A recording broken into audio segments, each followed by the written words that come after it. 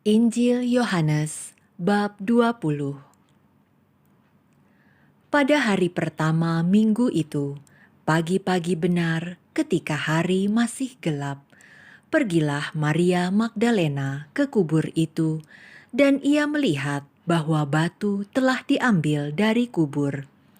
Ia berlari-lari mendapatkan Simon Petrus dan murid yang lain yang dikasihi Yesus dan berkata kepada mereka, "Tuhan telah diambil orang dari kuburnya, dan kami tidak tahu di mana ia diletakkan." Maka berangkatlah Petrus dan murid yang lain itu ke kubur.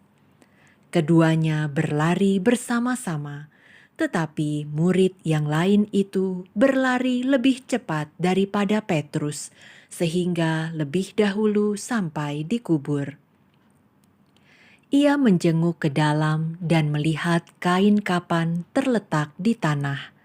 Akan tetapi ia tidak masuk ke dalam. Maka datanglah Simon Petrus juga menyusul dia dan masuk ke dalam kubur itu.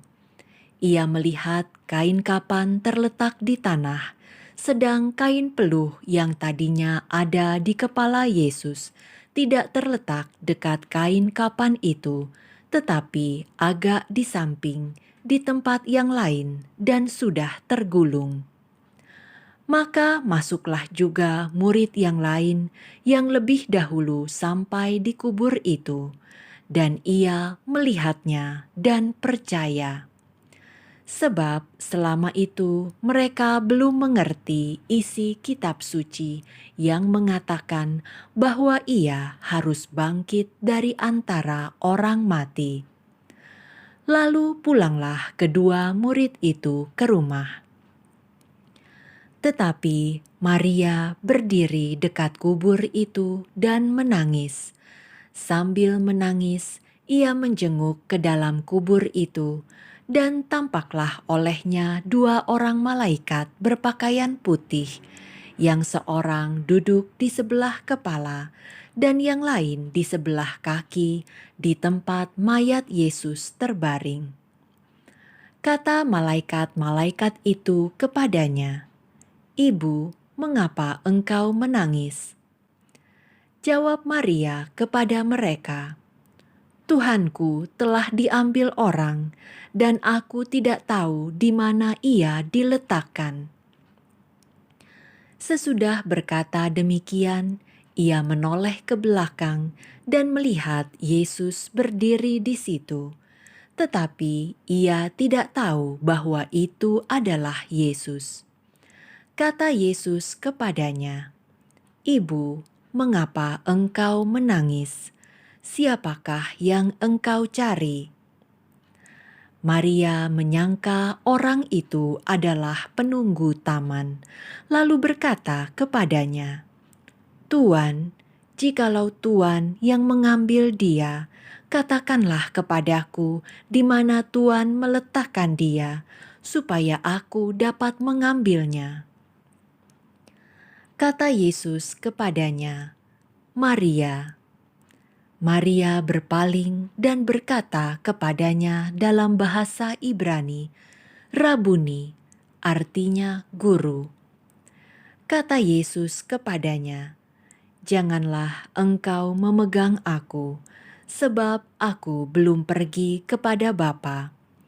Tetapi pergilah kepada saudara-saudaraku, dan katakanlah kepada mereka bahwa sekarang aku akan pergi kepada Bapakku dan Bapamu, kepada Allahku dan Allahmu."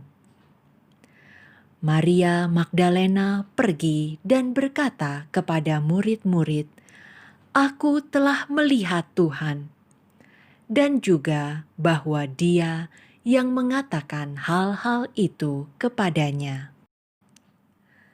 Ketika hari sudah malam, pada hari pertama minggu itu, berkumpullah murid-murid Yesus di suatu tempat dengan pintu-pintu yang terkunci, karena mereka takut kepada orang-orang Yahudi. Pada waktu itu, datanglah Yesus dan berdiri di tengah-tengah mereka dan berkata, "Damai sejahtera bagi kamu." Dan sesudah berkata demikian, ia menunjukkan tangannya dan lambungnya kepada mereka. Murid-murid itu bersukacita ketika mereka melihat Tuhan. Maka kata Yesus sekali lagi, "Damai sejahtera bagi kamu. Sama seperti Bapa mengutus aku, demikian juga sekarang aku mengutus kamu." Dan sesudah berkata demikian, ia mengembusi mereka dan berkata, "Terimalah Roh Kudus. Jikalau kamu mengampuni dosa orang, dosanya diampuni. Dan jikalau kamu menyatakan dosa orang tetap ada, dosanya tetap ada." Tetapi Thomas, seorang dari ke-12 murid itu yang disebut Didimus, tidak ada bersama-sama mereka ketika Yesus datang ke situ. Maka kata murid-murid yang lain itu kepadanya, "Kami telah melihat Tuhan." Tetapi Thomas berkata kepada mereka, "Sebelum aku melihat bekas paku pada tangannya, dan sebelum aku mencucukkan jariku ke dalam bekas paku itu, dan mencucukkan tanganku ke dalam lambungnya, sekali-kali aku tidak akan percaya." 8 hari kemudian, murid-murid Yesus berada kembali dalam rumah itu, dan Thomas bersama-sama dengan mereka. Sementara pintu-pintu terkunci, Yesus datang dan ia berdiri di tengah-tengah mereka dan berkata, "Damai sejahtera bagi kamu." Kemudian ia berkata kepada Thomas, "Taruhlah jarimu di sini dan lihatlah tanganku. Ulurkanlah tanganmu dan cucukkan ke dalam lambungku.